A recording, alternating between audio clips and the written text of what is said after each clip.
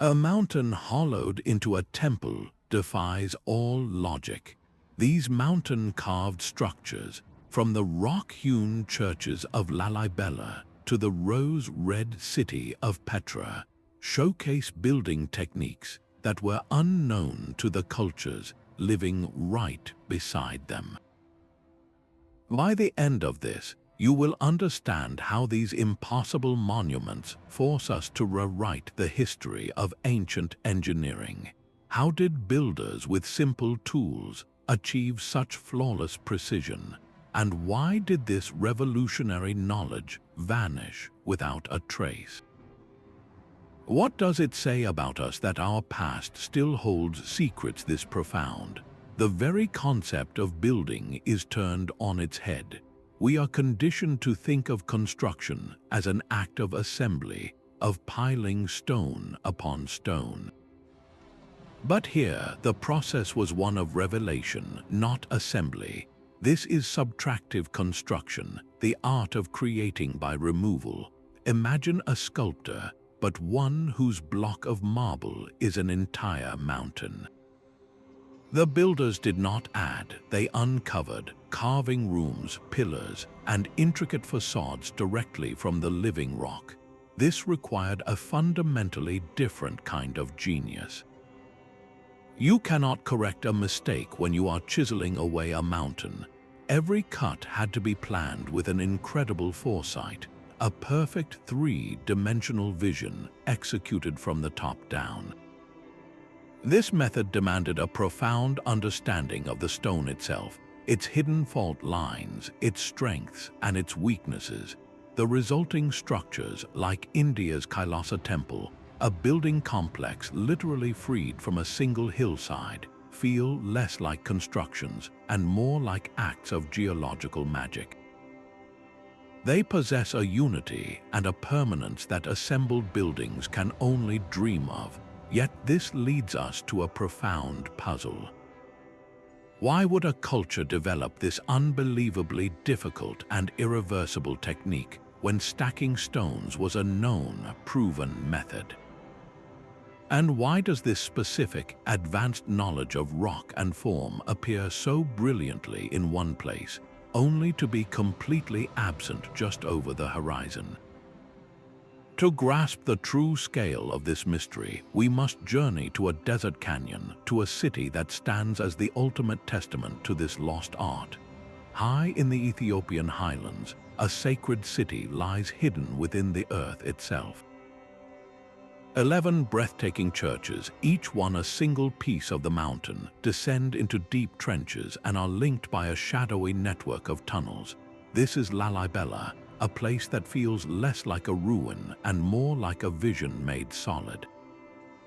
Commissioned by King Lalibela in the 12th and 13th centuries, this monumental project was driven by an extraordinary ambition to create a new Jerusalem for pilgrims who could no longer reach the Holy Land.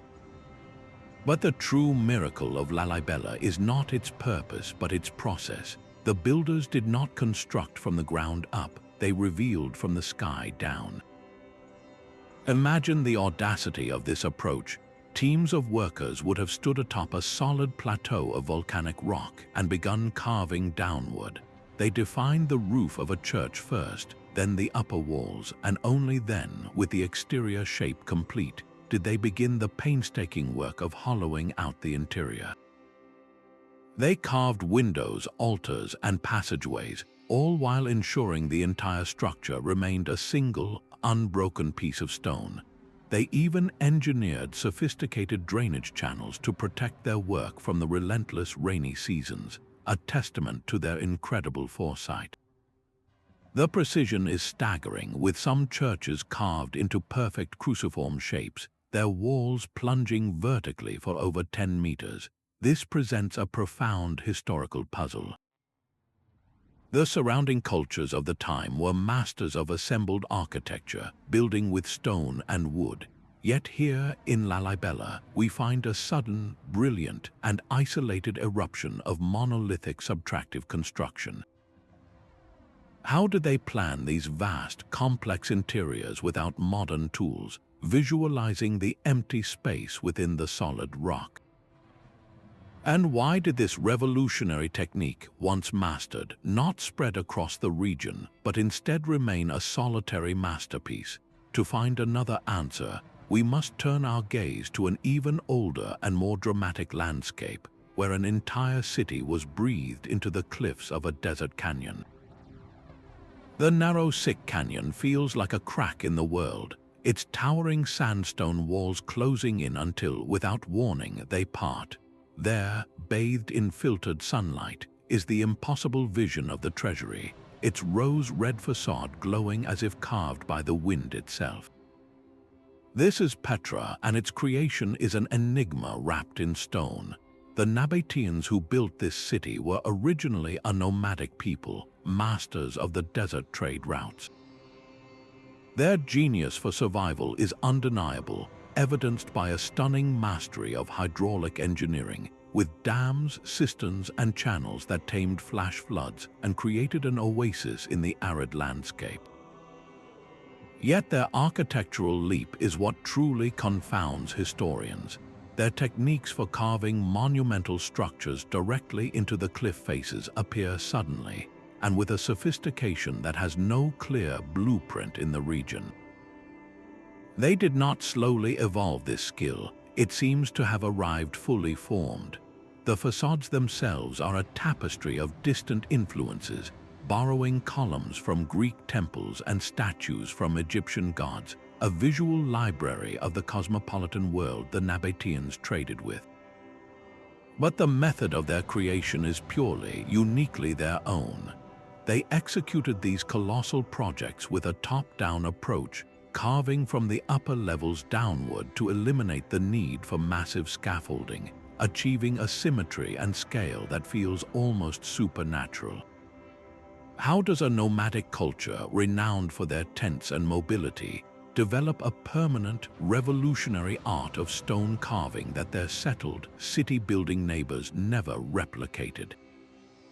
The knowledge seems too precise, too advanced to have sprung from nowhere. Was this an isolated invention, or did the Nabateans learn from a source whose own legacy has since been erased by the desert sands? To answer that, we must look beyond the chisel marks to the sky itself, for the placement of these structures suggests their builders were guided by something more than just earthly measure. The placement of these monuments was no accident of geology or convenience. Look closer at the perfect geometry of Betegiogis in Lalibela, its cruciform shape aligned with the cardinal directions with an accuracy that defies simple measurement. Specific openings and windows were carved not just for light, but to capture the sun's rays on particular holy days, transforming the stone interior with a beam of illumination on a precise calendar date. This celestial choreography reveals a layer of planning that stretches across decades. To achieve this, the architects needed more than just skill with a chisel. They required a sophisticated understanding of astronomy. They had to predict exactly how sunlight would fall into a space that did not yet exist, a space they were still in the process of revealing from the rock. This suggests the presence of a specialized class of priest astronomers, individuals who could read the heavens and translate that knowledge into stone. Theirs was a long-term vision, a plan set in motion for a future they would never see, a hallmark of a civilization thinking in centuries, not seasons. This creates a profound technological divide. The common settlements nearby, with their simpler assembled structures, show no evidence of this intricate celestial integration. The advanced knowledge was concentrated, a secret science guarded within the walls of the sacred site itself. This makes the physical tools they used even more baffling. How do you translate perfect astronomical alignment into a mountain face with little more than hammers and chisels? The very simplicity of their presumed tools stands in stark contrast to the cosmic complexity of their achievements. The conventional tools of chisels and hammers feel almost too simple for the perfection left behind.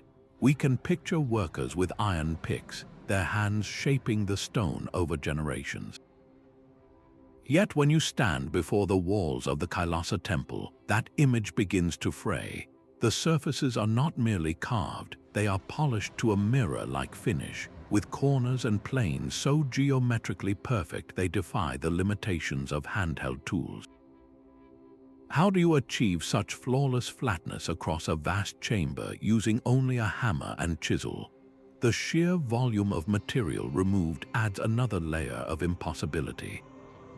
For Kailasa alone, the excavation required the removal of over 200,000 tons of solid rock. Where did all that rubble go? There are no vast spoil heaps surrounding the site, no ancient quarries filled with the evidence of such a monumental undertaking. The logistics of clearing that much debris from a confined, complex site suggest a level of organization and a method of disposal that remains completely undocumented. This forces a difficult question.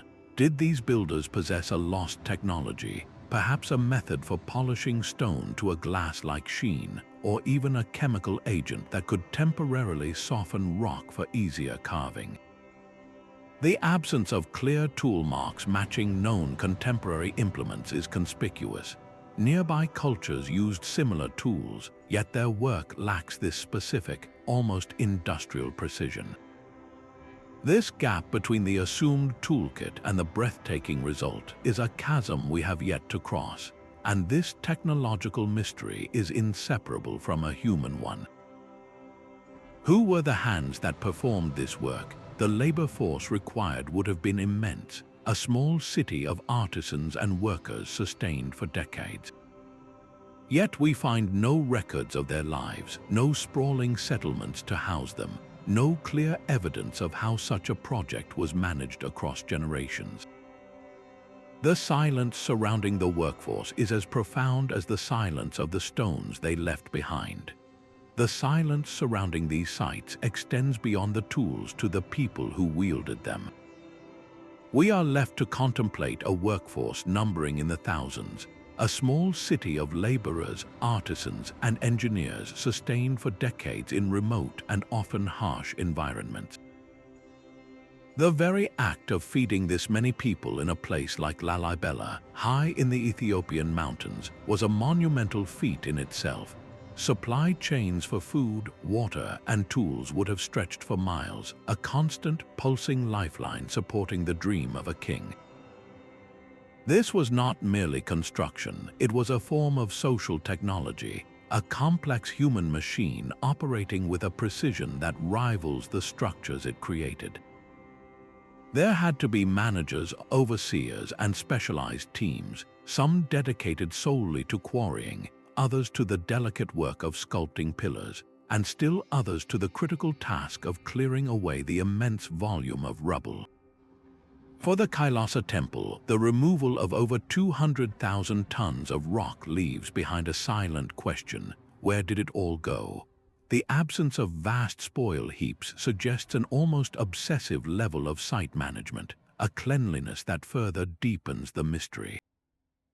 This highly centralized, likely theocratic, authority could command a society's entire output for generations, but this creates a puzzling divergence.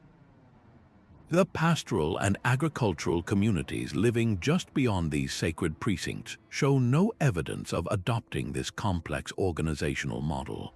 The knowledge of how to marshal such vast resources for subtractive construction seems to have been a protected secret, a sacred science that lived and died with specific monumental projects. Why would such a powerful and effective system not spread, transforming the entire region? Its isolation points to a purpose so specific, so spiritually potent, that its methods were never meant for common use. This level of coordination inevitably forces us to ask a deeper question, one that moves from the hands of the workers to the minds of the master planners. What was the original, guiding knowledge that set this entire immense human machine in motion, and where did it come from? the silence surrounding these master builders forces us to consider a radical possibility. What if the knowledge itself was not invented but inherited, a secret that vanished with its keepers? One of the most compelling theories to explain these technological leaps is the idea of lost knowledge. Perhaps an advanced understanding of stoneworking was cultivated in a single, isolated school of thought, a guarded secret of a specific guild or family of artisans, and then was simply lost to the passage of time, taking its methods with it.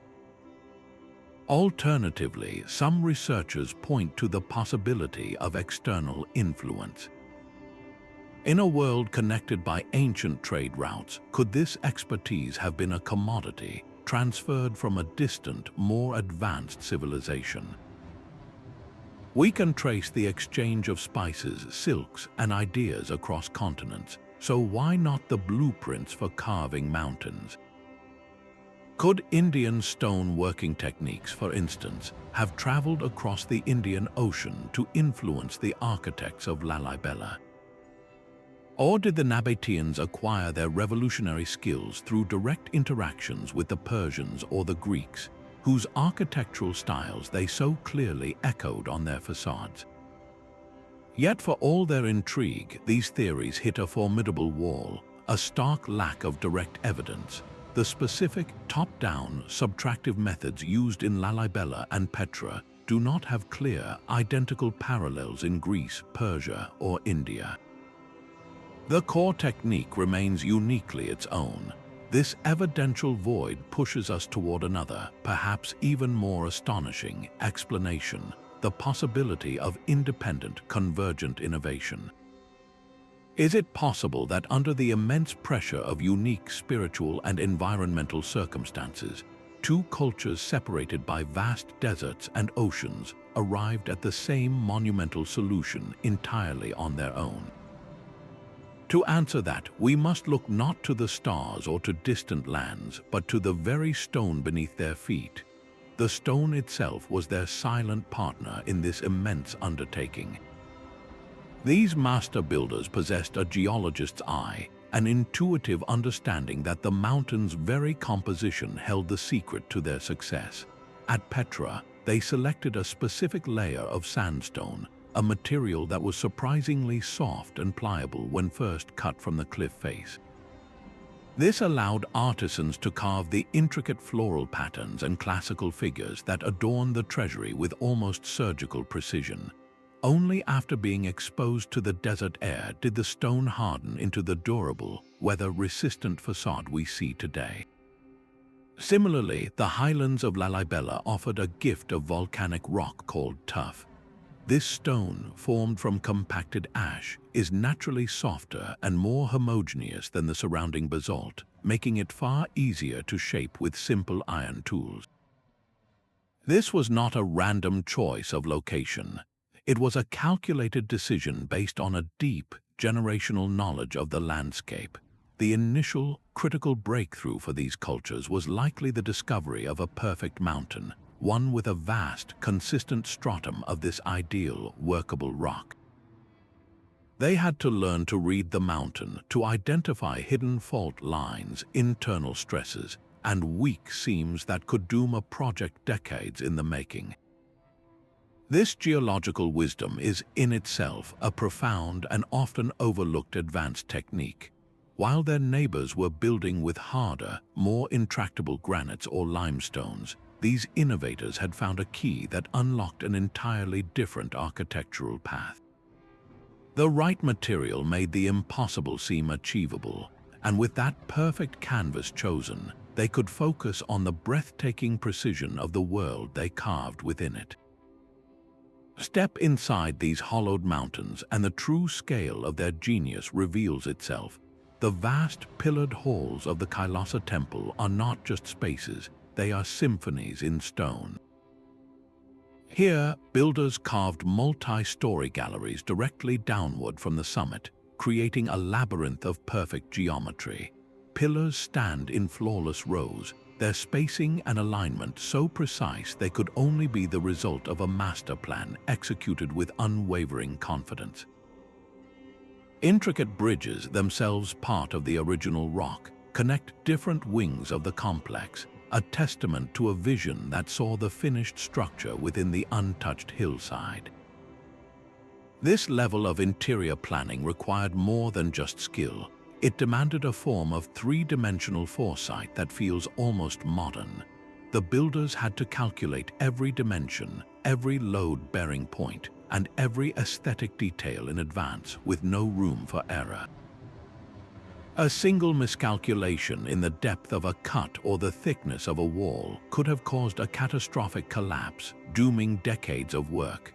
This stands in stark contrast to the building methods of their neighbors, who often used corbelled arches and post and lintel systems, techniques that allowed for adjustments and corrections during construction. The subtractive method offered no such safety net. This incredible confidence points to the use of sophisticated measuring systems and advanced geometric calculations, perhaps even detailed scale models that allowed the architects to preview their work before a single blow of the chisel. How did they translate these miniature plans into a mountain, ensuring that a pillar begun at the top would meet its floor perfectly dozens of feet below? This mastery of interior space is matched by an equally brilliant understanding of another fundamental force, the management of water, a resource as vital to the structure's survival as the stone itself. The true genius of these builders is written not only in the stone but in the water that flows through it. In the desert heart of Petra, the Nabateans performed a miracle of survival, transforming a flash flood corridor into a permanent oasis.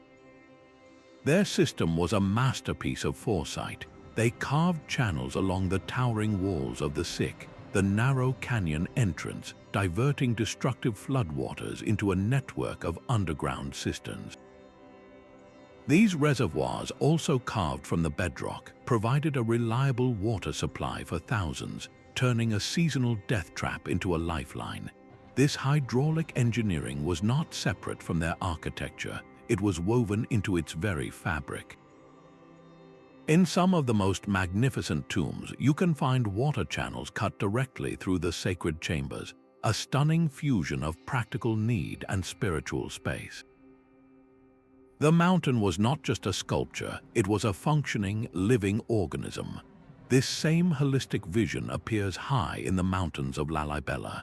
There, the creators carved a sophisticated subterranean network of drainage tunnels that run beneath and between the sunken churches.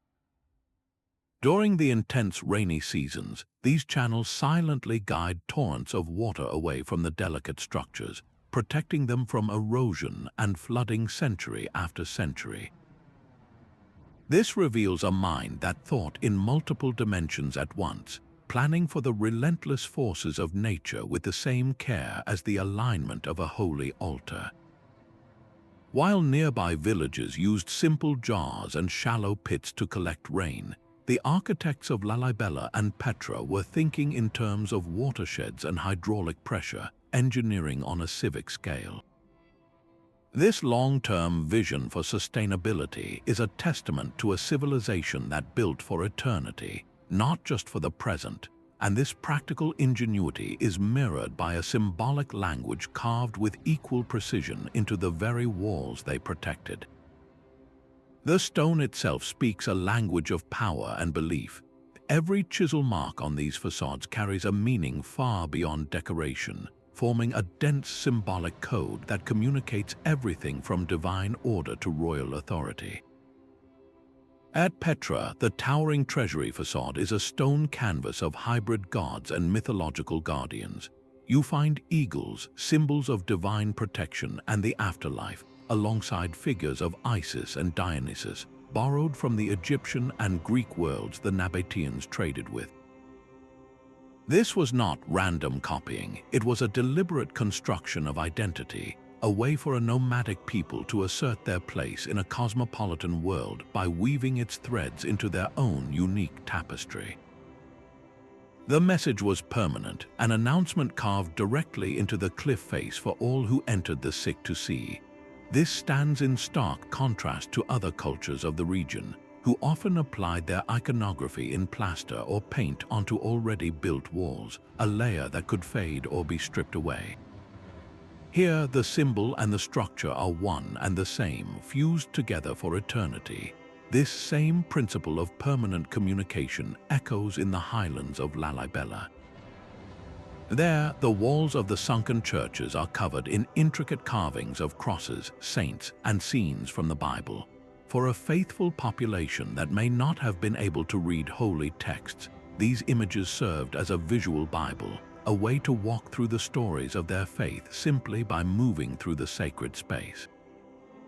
The very act of carving these icons directly into the monolithic fabric of the church made the spiritual message as enduring as the mountain itself.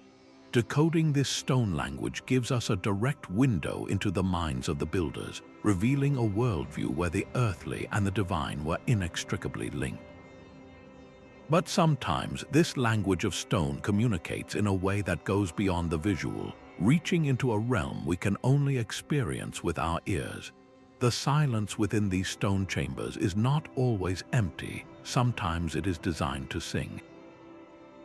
Beyond the stunning visuals, many of these rock-cut spaces possess a hidden dimension of sound, an acoustic character so perfect it feels intentional. Step into the central chamber of a structure like the hypogeum of Hal Saflieni on Malta, and your own whisper can be transformed, carrying with a strange clarity to every corner of the room. Specific frequencies resonate, creating a hum that seems to vibrate within your very bones. This phenomenon is not a quirk of geology, it is a product of precise geometry. To carve a room from solid rock that produces such a specific sonic effect requires a profound, almost instinctual, understanding of sound waves. The builders would have needed to calculate the dimensions, the angles of the walls, and the curvature of the ceiling to manipulate vibrations in this way. This suggests they viewed their creation not just as a visual sanctuary, but as a full sensory experience. The human voice, perhaps of a priest or a singer, could be amplified and shaped by the very stone, turning ritual into something immersive and physically palpable.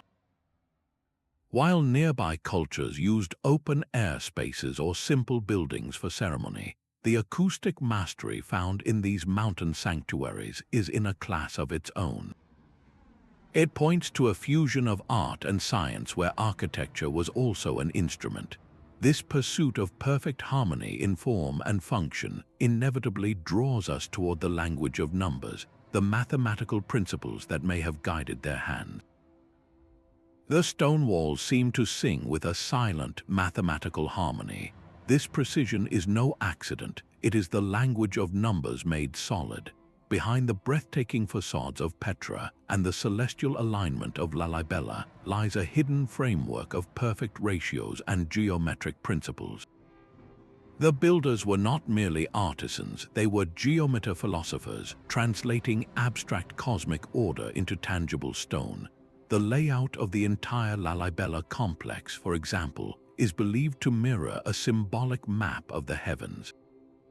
To transpose this perfect celestial plan onto an uneven, rugged mountain plateau required a profound grasp of geometry, a way to bend ideal shapes to fit an imperfect earth.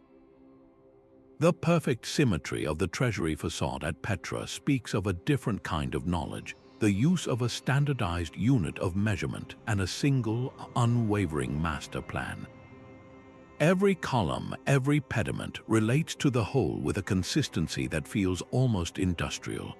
This mathematical underpinning represents a form of abstract knowledge that, once again, appears far more developed here than in the common, practical buildings of the surrounding villages. It suggests the presence of a specialized class of architect scholars, individuals who could bridge the gap between complex theological concepts and the physical act of carving a mountain. They were the keepers of a sacred geometry, a secret science of proportion. This raises a profound and practical question. In an age without paper blueprints or digital storage, How was this intricate, abstract knowledge preserved and transmitted from one master planner to the next and across the generations? The answer may lie not in scrolls or tablets, but in the very methods they used to train the human eye and hand. This hidden knowledge was a living thing, passed from master to apprentice in a chain of whispered instruction and guided hands. Without the blueprints we rely on today, the intricate plans for these monuments survived through an unbroken oral tradition, a fragile thread of memory stretching across generations. The master architects likely formed closed guilds or secretive family lineages, guarding their methods as a sacred trust. An apprentice would not simply be told how to carve, they would be shown, their hands guided to feel the correct angle of the chisel, their ears trained to listen for the subtle ring of solid stone versus the dull thud of a hidden flaw. This knowledge was their most valuable possession, a protected commodity that gave their guild its purpose and power. This explains the stark isolation of these techniques. The revolutionary method for carving a mountain was not written in a book that could be copied and carried away. It was a performance, a ritual of skill and understanding that lived and died with the people who practiced it. The knowledge itself may have been woven into the fabric of their culture, encoded in creation myths that described the world emerging from stone or in work songs that held the rhythmic patterns for carving. These were codes invisible to us now, leaving no physical trace for archaeologists to unearth. This system, while powerful, was profoundly fragile. A war, a famine, a shift in political power, or simply the failure to find a worthy successor could sever that thread of knowledge forever. The guild would vanish and its secrets would die with its last member. This makes the sudden, brilliant appearance of these techniques not just a mystery of engineering, but a tragedy of lost memory. We are left with the staggering results of that knowledge, the silent, perfect monuments, while the living voice that spoke them into existence has been utterly lost to time. The architectural landscape surrounding these miracles of stone only deepens their mystery. Just beyond the sunken churches of Lalibela, the common building method for centuries was a practical and logical one. Communities constructed circular huts using roughly shaped stones held together with mud mortar. Even the grander Aksumite structures, built from stone and wood, followed the universal logic of assembly, of stacking one element upon another to create a wall, a room, a home. It was an additive process where mistakes could be corrected and designs could be altered as the building rose from the ground. This was the sensible path of architectural evolution, a path followed by cultures across the globe. The same stark contrast exists in the deserts around Petra. The settlements of other Arab tribes and the nearby Hellenistic cities were built from precisely cut stone blocks or from sun-dried mud brick. Their beauty and complexity are undeniable, but they are the result of a cumulative, assembled craft. The leap from stacking blocks to commanding a workforce to carve the front of a palace, along with its multi-story interior, directly backward into a cliff face is not a step forward on the same path. It is a sudden, breathtaking leap onto an entirely different road. This is the core of the anomaly. The neighbors were not primitive, they were following a different and deeply logical architectural trajectory, one that humanity has relied on for millennia. The existence of these mountain-carved structures therefore forces a difficult question.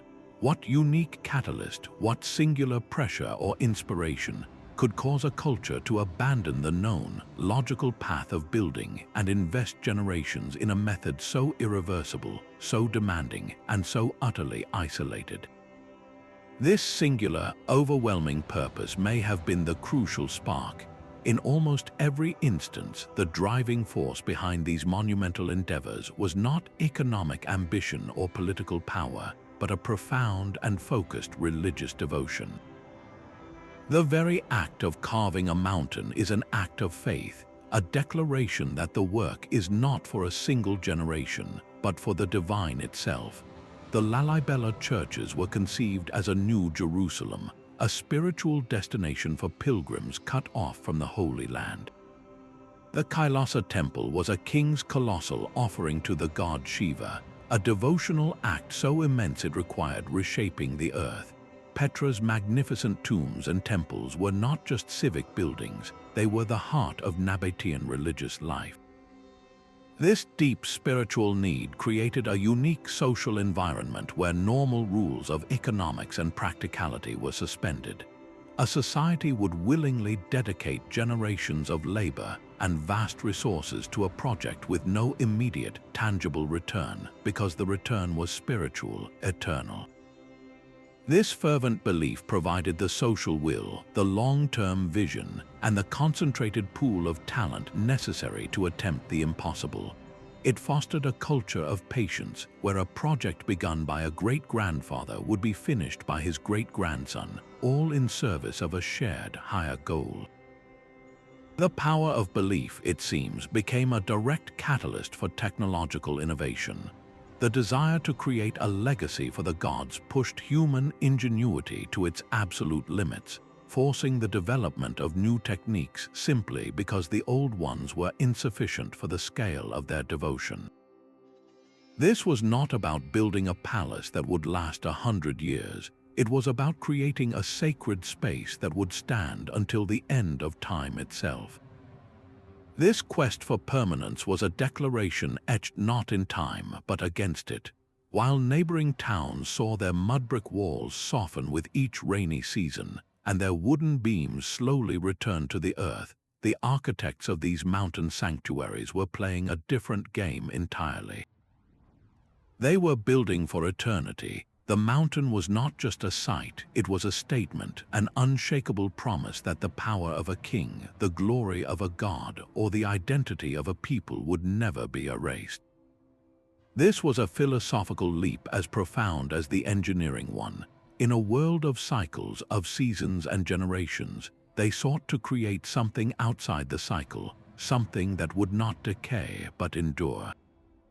For cultures living in a more pragmatic, cyclical rhythm of building, repair, and rebuilding, this drive to create a single, immortal monument must have seemed almost alien. Their own homes and community structures were part of a living, breathing process, adapted and changed with each passing generation. But here, the goal was to stop time itself, to create a legacy so permanent it became part of the geological record.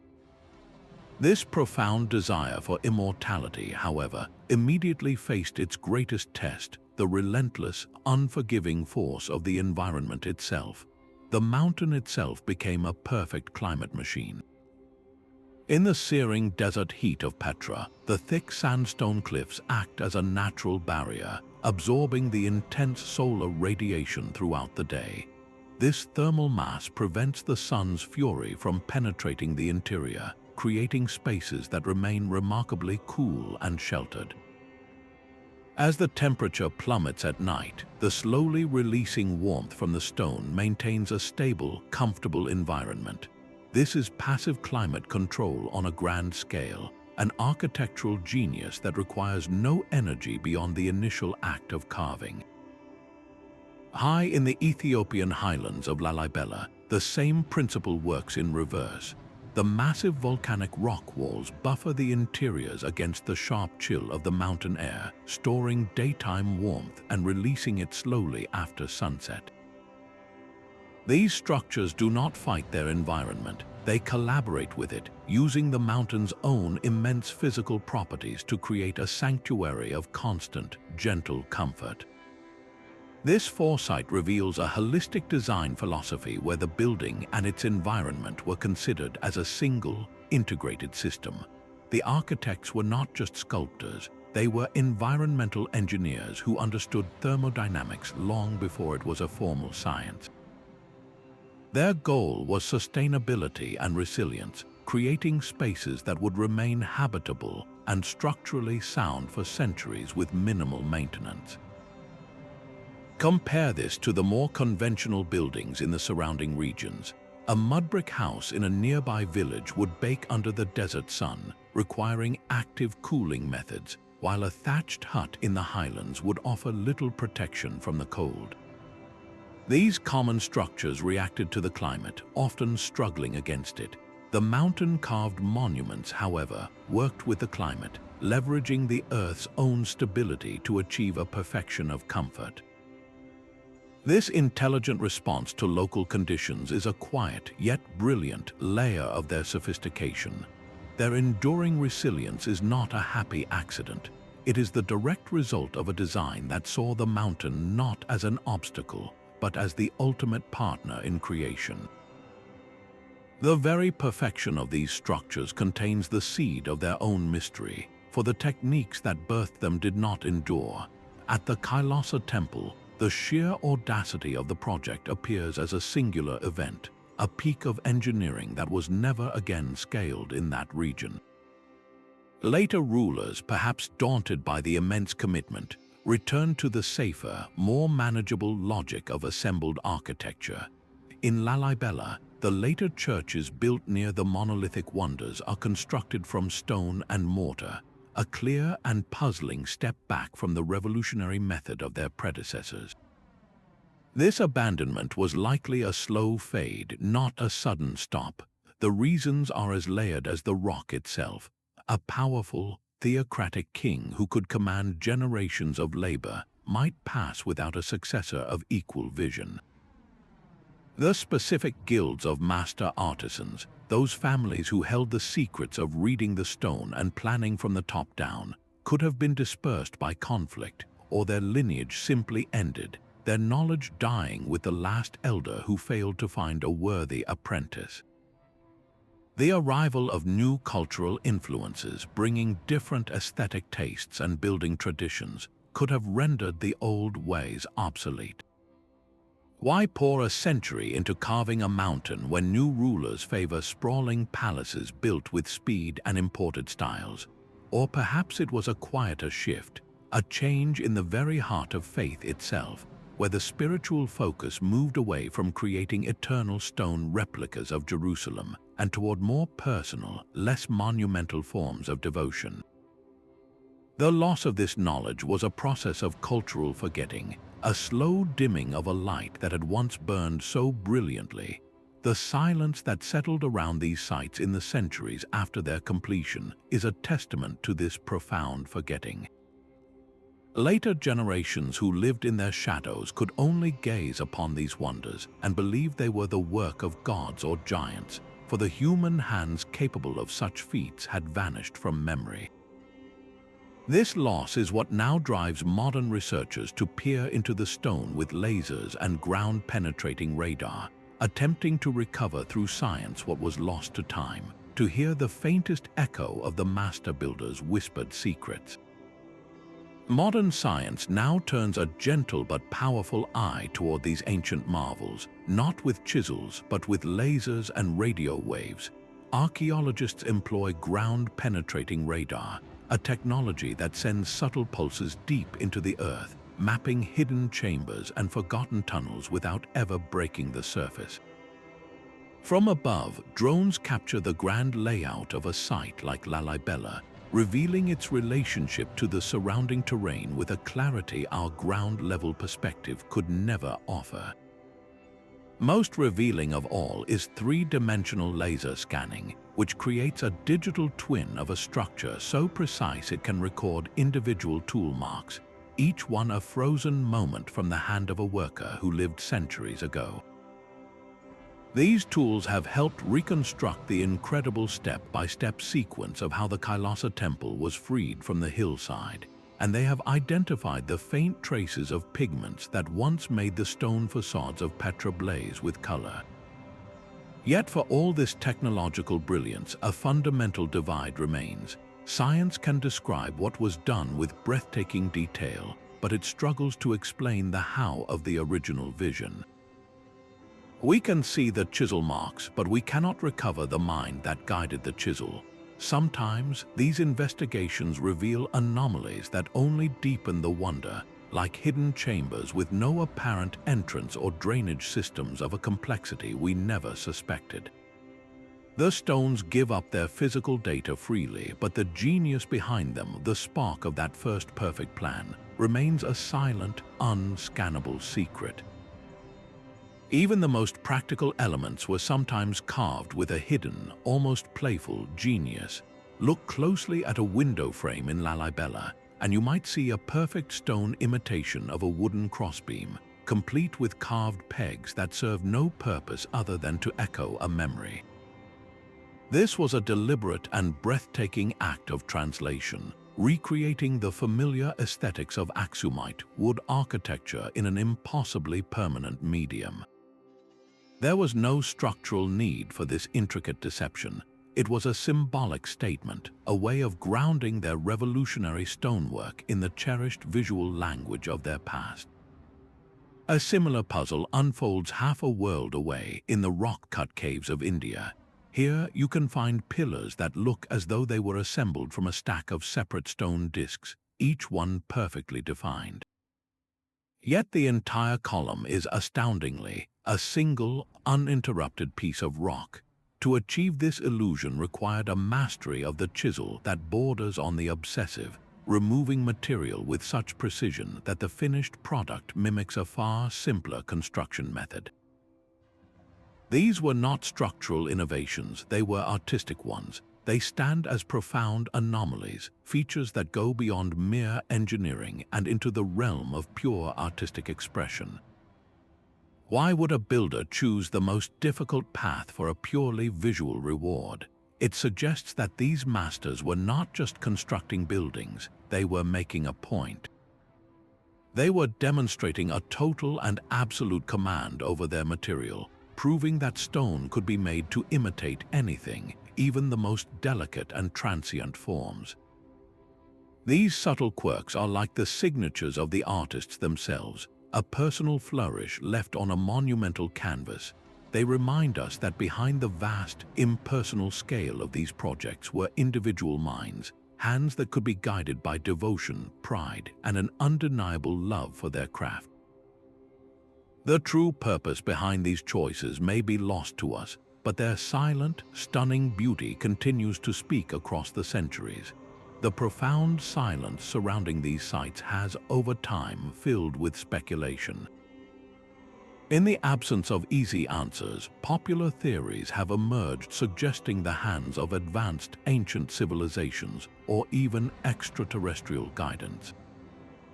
While compelling in fiction, these ideas crumble under the weight of actual evidence. Archaeologists have found no alien artifacts, no futuristic tools, and no materials out of place in their historical context. Every single clue points to a human origin. The real story is not one of outside intervention, but one of staggering human ingenuity, patience, and coordinated effort. To attribute these wonders to aliens is to rob our ancestors of their greatest achievements. The true, more fascinating mystery is how a unique convergence of cultural devotion, strong leadership, and environmental opportunity empowered people with the technology of their time to reach such impossible heights. The human story is the one that deserves our awe. This focus on human capability inevitably draws our attention to the masterminds behind the monuments, the singular visionaries who first saw a cathedral within a cliff face. These master architects remain anonymous, their names erased by centuries of wind and sand. Yet their intellectual fingerprints are everywhere. They were not just builders, they were polymaths, individuals who had to be part visionary artist, part practical engineer, and part geologist. They possessed the unique ability to see the finished temple, the complete tomb, trapped within a solid, unyielding mountain. Their first and most critical task was to read the stone itself, to identify its hidden stresses and potential flaws, ensuring the entire project would not collapse inward upon itself decades into the work. Only then could they begin the meticulous process of directing a vast workforce, a human machine that would spend generations revealing that initial vision. This required a form of communication and management we can scarcely comprehend. How do you explain a complex interior chamber, a perfectly curved arch, or a hidden drainage channel to thousands of workers when the space for it does not yet exist? They likely used scale models carved from softer stone or wood, and a system of precise measuring cords and sighting poles to translate their grand plan into daily instructions for the teams wielding chisels below. The existence of such profound, concentrated genius suggests these societies had developed a remarkable capacity to identify and empower brilliant minds. A king might provide the will and the resources, but it was the master architect who provided the way. They were the conductors of a symphony that played for 100 years, a symphony whose every note was the sound of a hammer striking stone. Their legacy is not written on any parchment. It is the enduring sense of wonder we feel standing before their work, a silent conversation across the ages with the greatest minds we will never know. These monuments did not simply endure in stone, they thrived in story.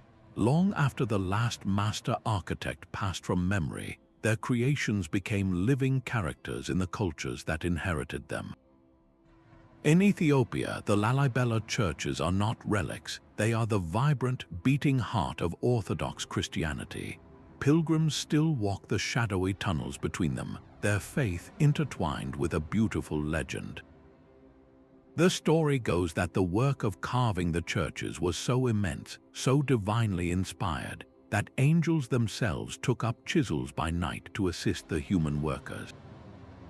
This is more than a charming tale, it is a profound cultural acknowledgement. Faced with a feat that seemed humanly impossible, the local mythology provided a celestial explanation, gracefully bridging the gap between the tangible wonder and its lost origins. Far to the north, the rose-red city of Petra underwent a similar transformation. For the Bedouin tribes who lived among its empty tombs for centuries, the facades became the stuff of local legend, their true history replaced by stories of pharaohs and hidden treasure. This cultural absorption reached a fever pitch when the Western world rediscovered Petra in the 19th century, instantly igniting the imaginations of poets and adventurers. The structure was no longer just a Nabatean tomb, it was the temple of the Holy Grail, an ancient fortress of mystery. Even in India, where the historical record is more continuous, the Kailasa temple's primary reality is not as an archaeological puzzle, but as an active site of Hindu worship. The sheer scale of the devotion it inspires today has, in a way, softened the hard edges of its logistical mystery, wrapping it in the ongoing life of faith. This cultural repurposing is the ultimate success of the builders' quest for permanence. They carved the mountain to last for eternity, and while their names and methods were forgotten, the spaces they created proved so powerful, so inherently awe-inspiring that they could not be abandoned. They were too magnificent to be left empty. Each generation that followed found a new reason to sanctify them, a new story to tell within their walls. The stone demanded meaning, and humanity, in its endless creativity, was happy to provide it.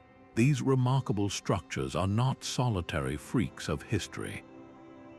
Across the globe, in lands separated by vast oceans and deserts, we find the same architectural echo. High on the cliffs of ancient Lycia, in modern-day Turkey, intricate tombs were carved to resemble the wooden houses of the living, their facades staring out over the Mediterranean. In India, the breathtaking caves of Ajanta and Ellora form an entire monastic city, with the Kailasa temple as its stunning centerpiece, a complex where the devotion to Buddha and Hindu gods was literally pulled from the rock. Further west, the rock-cut tombs of Myra stand as a silent necropolis, their crowded rows a testament to a widespread cultural practice. This is a global pattern, a recurring whisper in stone. It tells us that when a specific, powerful formula aligns, human societies can independently discover the same monumental solution. That formula requires a strong, central authority, often a king or a theocratic leader, with the will to command generations of labor. It demands a profound, unifying religious impetus, a spiritual need so great it justifies a century of work, and crucially, it depends on the geological good fortune of finding the perfect, workable stone, a mountain that willingly becomes a partner in creation. Seeing our case studies within this wider context transforms them. They are no longer inexplicable miracles, but rather the most extreme and brilliant examples of a recognizable human phenomenon. This global perspective does not diminish their wonder, it deepens it. It suggests that the drive to carve our deepest beliefs directly into the earth is a rare but powerful thread in the story of humanity, a testament to what we can achieve when faith, leadership, and landscape converge in perfect harmony. Yet this enduring legacy now faces its greatest test in the modern world. The very footsteps of millions of admirers release a slow, constant dust that abrades the delicate sandstone of Petra. Each gentle touch of a hand transfers oils that weaken the rock, while the simple act of breathing in a confined chamber raises humidity levels, encouraging the growth of damaging salt crystals within the stone itself. This is a silent, accumulating crisis. The soft volcanic tuff of Lalibela's churches, which served the builders so well, is now vulnerable to more intense and unpredictable rainy seasons, a shift many scientists link to broader climate patterns. Water, once managed by brilliant ancient drains, now finds new paths, seeping into cracks and threatening the structural integrity of these monolithic wonders. The fight to preserve them is a global endeavor spearheaded by organizations like UNESCO, which works with local experts in a delicate balancing act. Conservators might use laser scanning to monitor the most minute erosion on a facade, or apply invisible chemical consolidants to strengthen the stone from within. Their work is a new form of mastery, not of creation but of guardianship. It raises a profound question for our time. How do we share these marvels with the world without loving them to death? The mission is no longer about uncovering secrets from the stone, but about ensuring that the stone itself and the mysteries it holds endures for the next generation to wonder at. This modern battle for preservation is the latest and perhaps most urgent chapter in the long story of these mountains. Perhaps the greatest testament to their power is that we do not simply want them explained, we need them to remain mysterious. These structures captivate us not in spite of the unanswered questions, but because of them. They tap into a fundamental human drive, a deep-seated curiosity about our own origins and the untold potential of those who came before us. A perfectly explained monument becomes a fact in a history book, but an unsolved one becomes a living conversation. It challenges the comforting, linear story we tell ourselves about human progress, the idea that we are always moving forward, that knowledge only accumulates. These sites stand as permanent question marks against that simple narrative, proving that history is not a straight line, but a landscape of towering peaks and deep valleys, of brilliant knowledge that flourishes and then is utterly lost. They force us to confront a humbling truth that our understanding of the past is a tiny island in a vast sea of forgotten stories. The allure is not solely in the hope of a final answer. The real magic is in the search itself, in the collective act of questioning and exploring. The mystery is the entire point. It is an open invitation, a perpetual call to keep looking, to keep wondering, and to never stop marveling at the breathtaking scale of human achievement. Our journey ends with a quiet reverence for these stone enigmas. From the wind-scoured facades of Petra to the subterranean sanctuaries of Lalibela, these mountains are more than monuments. they are permanent questions carved into the earth. They do not simply defy explanation, they challenge the very way we think about history itself, forcing us to acknowledge that entire chapters of human genius can be lost, only to be rediscovered as ruins that feel like miracles. The true legacy of these sites is not found in a single, satisfying answer, but in the profound sense of wonder they ignite within us. They are a testament to what human beings can achieve when faith, vision, and an unbreakable will converge, reminding us that our past is not a closed book, but a living, breathing mystery. The stones have given us their form, but the meaning we find in them is ours to create. We would love to hear which of these sites captured your imagination the most, so share your thoughts in the comments.